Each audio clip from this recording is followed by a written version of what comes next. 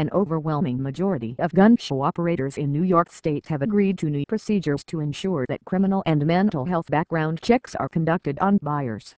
The agreement was reached after undercover agents from the state attorney general's office were able to buy weapons, including 3 AR-15 rifles, without any screening at half a dozen gun shows around the state. Our goal is to have 100% of the gun show operators on board, and then we have a good example for other states to follow, said Attorney General Eric T. Schneiderman, who negotiated the agreement with the operators. Once we demonstrate how easy this is and how it keeps people safe, it weakens the arguments on the federal level that guaranteeing background checks are overly burdensome or face meaningful opposition.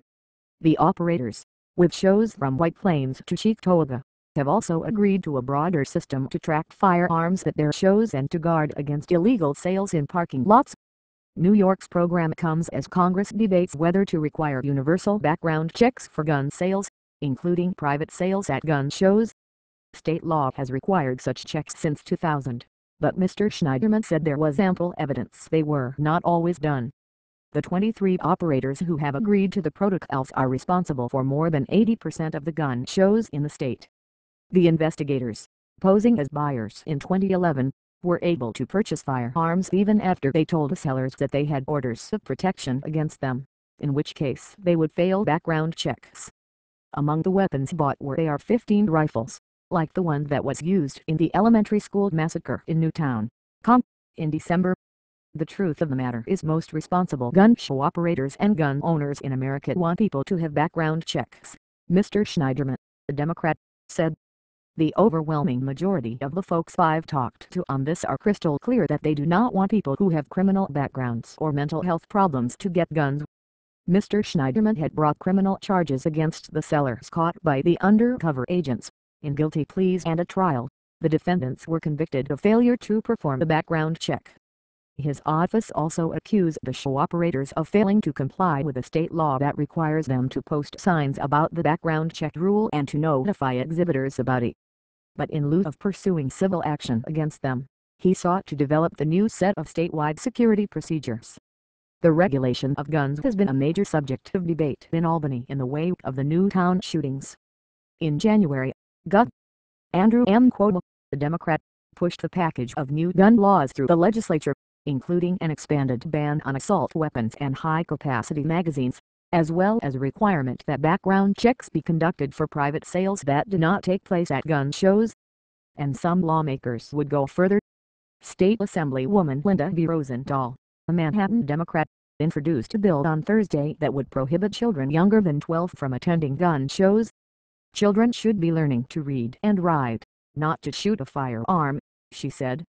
The shows have long been a major area of concern for gun control advocates. Many states either do not regulate them or have only modest rules for them. New York is among a small number of states that require background checks for private sales at shows. Dr. Garen J. Winton Butte, the director of the Violence Prevention Research Program at the University of California, Davis, described New York's new measures as a good step.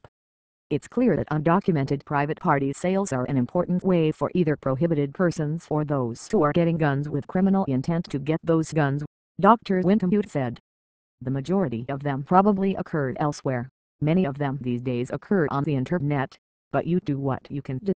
Under the state procedures, participating gun show operators are to track the firearms that go in and out of their events. Most shows will use a system in which guns brought by private sellers are tagged at the show's entrance with the name of the owner or seller and the gun's serial number.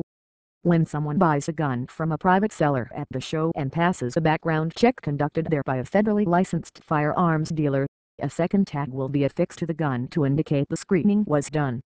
When guns are taken out of the show, they will be checked to ensure that the gun either is leaving with the owner or seller who brought it in, or has the second tag.